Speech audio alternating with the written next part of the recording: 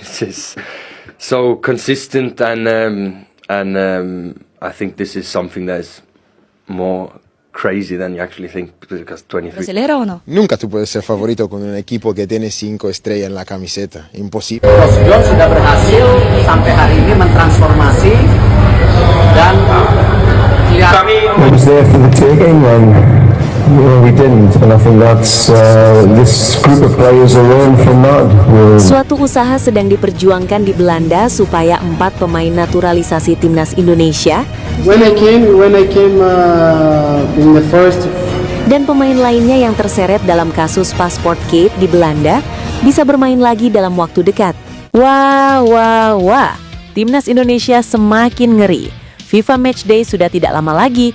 Erick Thohir konfirmasi timnas Indonesia bakalan ada beberapa pemain naturalisasi baru timnas Indonesia di FIFA Matchday saat melawan Italia.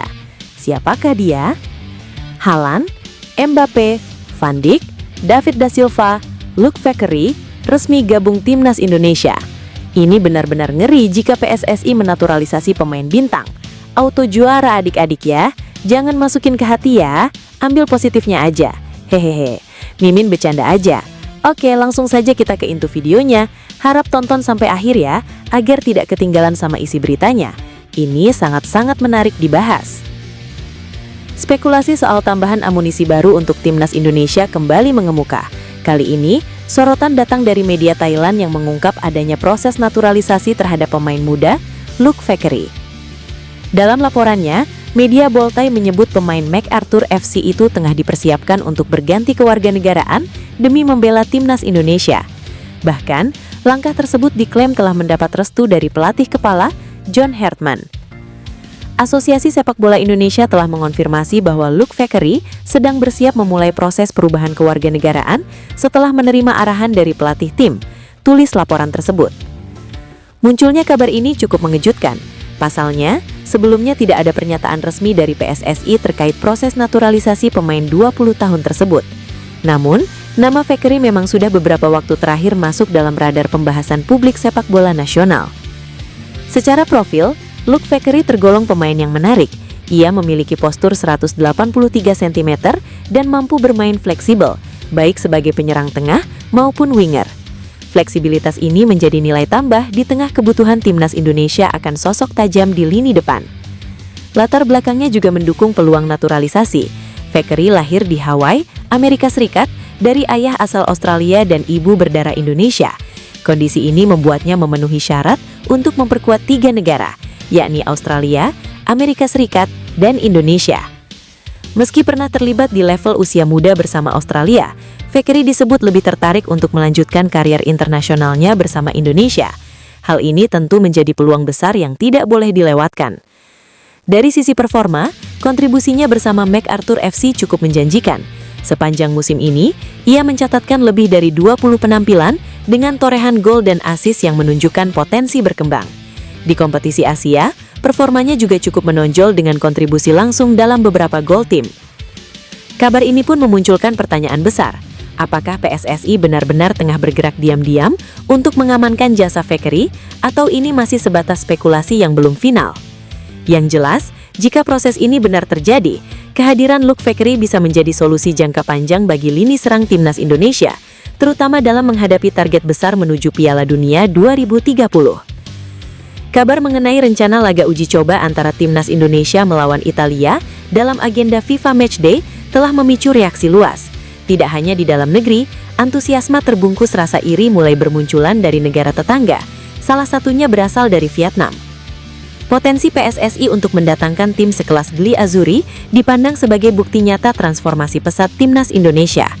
Media Vietnam The3737.vn memberikan porsi pemberitaan yang besar terhadap rencana laga historis ini.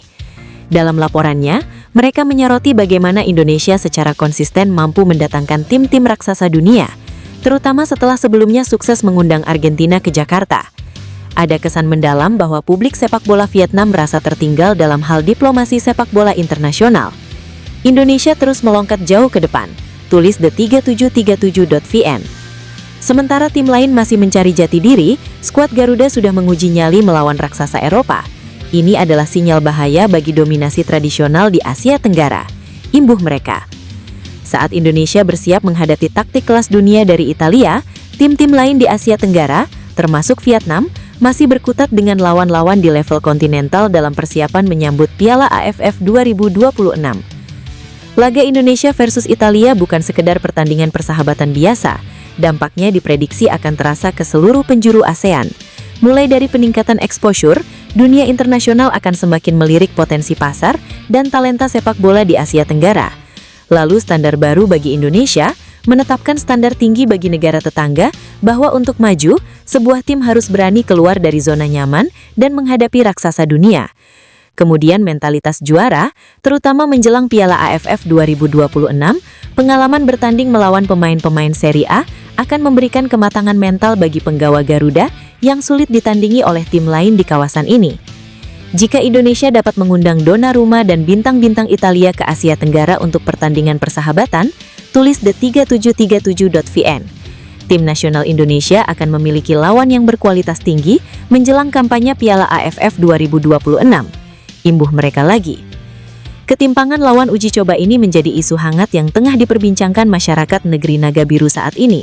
Di saat Vietnam dan Thailand berusaha mengembalikan performa terbaik mereka, Indonesia justru mendapatkan asupan pengalaman level tinggi. Hal ini memicu kekhawatiran di Hanoi bahwa The Golden Star Warriors akan semakin sulit mengejar ketertinggalan dari Indonesia yang kini sudah memiliki profil kelas dunia.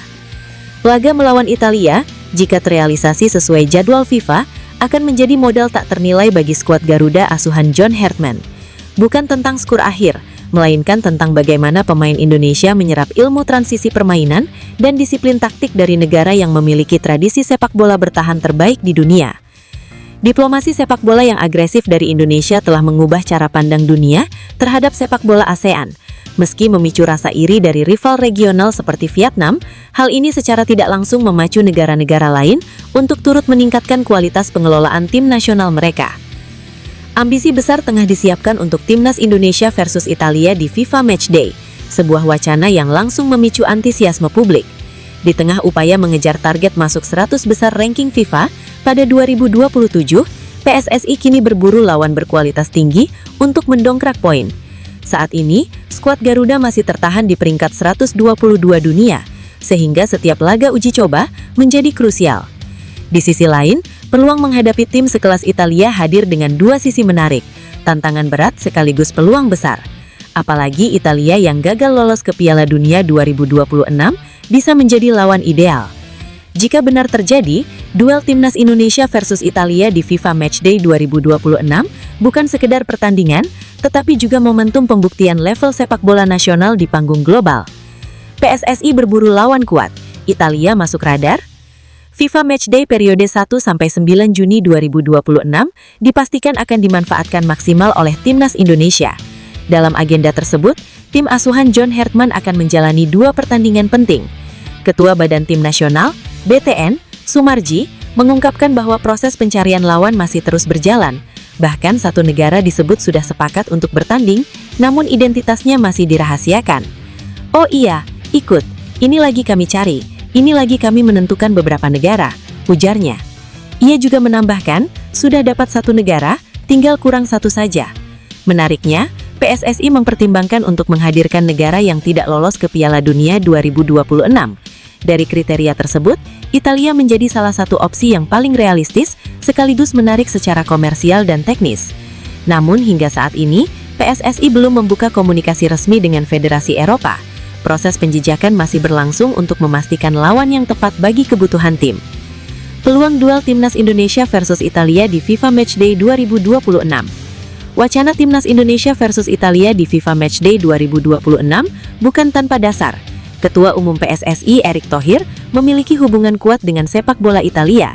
Ia pernah menjadi pemilik klub raksasa Serie A Inter Milan pada periode 2013-2018. Kedekatan ini dinilai bisa membuka peluang komunikasi yang lebih mudah dibandingkan negara Eropa lainnya. Selain itu, faktor lain yang memperkuat kemungkinan ini adalah status Italia yang gagal lolos ke Piala Dunia 2026, sehingga mereka juga membutuhkan laga uji coba berkualitas. Dari sisi Indonesia, laga ini juga memiliki daya tarik tersendiri.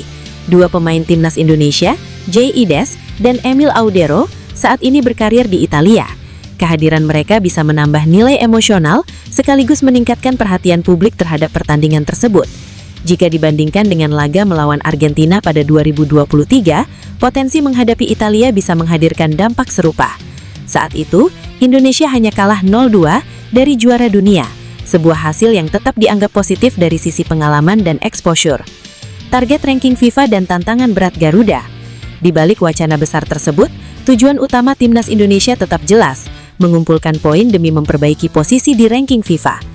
Dengan posisi saat ini di peringkat 122 dunia, setiap pertandingan harus dirancang secara strategis. Menghadapi tim sekuat Italia tentu beresiko dari sisi hasil, tetapi memberikan nilai lebih dari segi pengalaman dan kualitas permainan. Sebaliknya, menghadapi tim dengan level setara atau sedikit di atas Indonesia bisa menjadi peluang realistis untuk meraih kemenangan dan poin maksimal. Sumarji pun menegaskan bahwa proses seleksi lawan dilakukan dengan pertimbangan matang. Ya, lihat nanti saja. Kami sedang mencari yang kemarin tidak lolos Piala Dunia 2026, ujarnya. Belum, lihat nanti saja. Tambahnya, terkait peluang menghadirkan negara Eropa. Dengan 2 slot pertandingan yang tersedia, PSSI berusaha menyeimbangkan antara aspek kompetitif dan peluang meraih hasil positif. Jika benar terrealisasi, Timnas Indonesia versus Italia di FIFA Matchday 2026 akan menjadi salah satu laga paling dinanti dalam sejarah sepak bola nasional. Selain menguji kekuatan skuad Garuda, pertandingan ini juga berpotensi meningkatkan citra sepak bola Indonesia di mata dunia. Kini, publik tinggal menunggu kepastian dari PSSI. Timnas Indonesia disebut oleh Roni Pangamanan mendapat kabar baik dengan munculnya 2 nama penyerang yang dikabarkan bakal dinaturalisasi menjadi warga negara Indonesia atau WNI oleh PSSI. PSSI harus gerak cepat, mengingat Timnas Indonesia dalam waktu dekat akan melakoni sederet laga internasional, termasuk FIFA Matchday dan FIFA ASEAN Cup. Berdasarkan jadwal, jeda internasional akan digelar pada Juni 2026 dan ASEAN Cup berlangsung pada September-Oktober 2026. Tidak adanya striker mumpuni yang bisa berduet dengan Ole Romeni sebenarnya sudah menjadi pekerjaan rumah atau PR, sejak Timnas Indonesia masih ditukangi Shin Tae-yong serta Patrick Kluivert. Krisis striker atau yang lebih sering disebut sebagai pemain nomor 9 juga menerpa juru taktik anyar John Hartman di ajang FIFA Series 2026 beberapa waktu lalu. Ramadan Sananta yang diduetkan dengan Ole Romeni tak mampu menjalankan tugas dengan baik dan terlihat kepayahan untuk mencetak gol, baik saat melawan Saint Kitts and Nevis maupun Bulgaria. Inilah yang membuat PSSI berencana menaturalisasi sejumlah pemain keturunan, termasuk untuk mengisi posisi krusial di lini depan. Rencana PSSI tersebut disambut gembira banyak pihak, termasuk pengamat sepak bola nasional, Roni Pangamanan. Via kanal YouTube pribadinya, Bung Ropan, ia mengatakan apa yang diusahakan PSSI merupakan kabar yang menggembirakan. Terlebih yang gencar diberitakan adalah 2 penyerang tambahan itu, Luc Vickers dan Dean Zendebergen. Luc saat ini bermain untuk MacArthur FC di kasta teratas Liga Australia. Sedangkan Zendebergen adalah bintang klub Liga 2 Belanda yang tengah naik daun, VVV Venlo. Sekarang sudah kencang beredar Luc Vickers, pemain muda berusia 20 tahun, bermain di MacArthur FC saat ini di kasta tertinggi Australia, dikabarkan makin dekat untuk dinaturalisasi, atau bahkan sudah muncul di proses untuk dinaturalisasi, kata Roni Pangamanan. Walaupun sebenarnya ini belum ada pengumuman secara resmi dari federasi atau PSSI dari ketua umum bahwa Luc Vickers sudah pasti dinaturalisasi, imbuh pengamat yang juga jurnalis senior yang akrab disapa Ropan. Menurut Ropan, rencana naturalisasi terhadap 2 penyerang keturunan itu saat ini sedang berproses. Kita menyambutnya dengan baik kabar ini, konon kabarnya sedang berproses. Kalau memang ini benar-benar terjadi, maka kita menyambut dengan baik bahwa di lini serang untuk nomor 9 itu sudah terisi. Berkaca dari 2 laga FIFA Series kemarin, Ole Romeni sejatinya bermain sebagai nomor 10. Ia di belakang Ramadan Sananta yang diplot sebagai target man atau pemain nomor 9. Ole Romeni tampak begitu menikmati perannya. Sebelumnya Ole Romeni yang masuk di sana, walaupun dia sebenarnya sebagai nomor 10, kalau mau lihat penampilan Ole bermain dengan Saint Kitts and Nevis atau dengan Bulgaria, dia lebih enjoy bermain di belakang striker, tukas Ropan. Nah, dalam waktu yang tak lama lagi, skuad Garuda akan punya tombak andalan sebagai pemburu gol. Posisi itu bisa diisi Dean Zendebergen atau Luc Viquery, bergantung keputusan John Hartman selaku juru taktik. Maka kita perlu memang untuk mendatangkan seorang pemain di lini serang yang berposisi nomor 9. Kemarin saya sudah mengatakan, ada satu pemain lagi, yakni Dean Zendebergen yang sedang gacor bersama VVV Venlo di Liga 2 Belanda. Kalau dia pun dijejaki dan kemudian ada keseriusan dipanggil, lebih bagus. Kedatangan Luc Viquery ini akan menambah tebal lini serang kita, sehingga opsi bagi pelatih kepala John Hartman untuk menentukan pemain di lini depan itu sangat banyak. Dia bisa mengutak-atik siapa yang dimainkan lebih awal, seandainya memang cepat berproses dari Luc Viquery dan juga dengan Dean Zendebergen. Tutup Bung Ropan. Timnas Kamboja memanggil 9 pemain naturalisasi demi menghadapi Timnas Indonesia di Piala AFF 2026. Langkah ini menunjukkan ambisi besar tim berjuluk Anchor Warriors itu untuk menjadi penantang serius di Asia Tenggara. Langkah agresif ini membuat kekuatan Kamboja berubah signifikan. Para pemain naturalisasi didatangkan dari berbagai negara dengan pengalaman bermain di level kompetitif. Mereka berasal dari Liga Afrika, Jepang, hingga Eropa, sehingga membawa variasi gaya bermain dan pengalaman berbeda ke dalam skuad. Kehadiran mereka diharapkan meningkatkan kualitas tim secara keseluruhan. Di lini pertahanan, Kamboja kini diperkuat Mohamed Faiz dari Visakah FC, Hikaru Mizuno dari TV Army, Takaki Ose dari BG Pathum, dan Anderson Zokbe dari Naga World. Mereka menjadi fondasi baru di sektor belakang. Luc Viquery menjadi sorotan setelah namanya dikaitkan dengan rencana naturalisasi Timnas Indonesia. Bahkan dia sudah memiliki target besar membawa skuad Garuda lolos ke Piala Dunia. Pemain MacArthur FC itu belum berstatus warga negara Indonesia, tetapi minatnya membela Merah Putih semakin jelas. Nama dia masuk dalam daftar pemain yang dipantau untuk memperkuat Timnas Indonesia.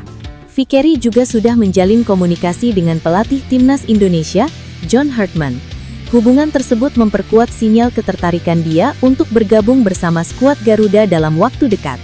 Pemain berusia 20 tahun itu menegaskan keinginannya membela Indonesia bukan sekedar wacana. Dia siap memberikan kontribusi nyata jika mendapat kesempatan memperkuat Timnas Indonesia.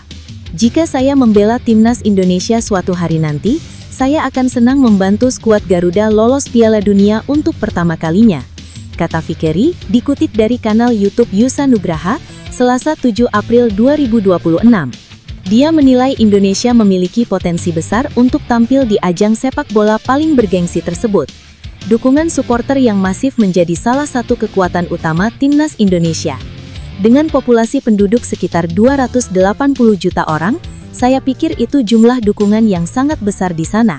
Jadi saya pikir mereka pantas mendapatkannya, dan dengan situasi Timnas saat ini yang sedang berkembang, saya rasa mereka bisa mewujudkannya. Peningkatan kualitas terus digeber Timnas Malaysia untuk mengejar prestasi dalam waktu tidak terlalu lama. Salah satu cara yang akan ditempuh tim berjuluk Harimau Malaya ini adalah dengan kembali melakukan program naturalisasi. Sejauh ini ada 2 nama pemain asing yang diincar masuk daftar naturalisasi tersebut. Kedua pemain tersebut adalah Bergson da Silva dan Giancarlo Gallifuco. Bergson adalah pemain depan yang kini membela tim Johor Darut Takzim. Pemain kelahiran Brasil ini berubah menjadi fenomena luar biasa selama berkarir di Malaysia. Dia menjadi mesin gol yang tak pernah lelah mencetak angka bagi timnya. Pria berusia 35 tahun ini membela Panji Johor Darut Takzim sejak 2021 silam. Selama itu pula, dia tak pernah mencetak kurang dari 20 gol bagi tim dengan akronim JDT ini. Catatan gol terendahnya terjadi di tahun 2023, di mana dia hanya mencetak 20 gol saja. Dengan rekor gol yang luar biasa itu, membuat dirinya menjadi salah satu nama yang paling diunggulkan menjalani program naturalisasi dengan segera. Meski usianya tak lagi muda, Bergson masih memiliki kondisi fisik yang sangat baik, penyelesaian akhir yang tajam, dan kemampuan mencetak gol yang beragam. Dia bisa memanfaatkan peluang di dalam kotak penalti, duel udara, tembakan jarak jauh, hingga memanfaatkan bola liar. Bergson tidak hanya seorang pencetak gol yang serba bisa. Dia juga sangat berbahaya dengan pergerakannya di dalam kotak penalti lawan.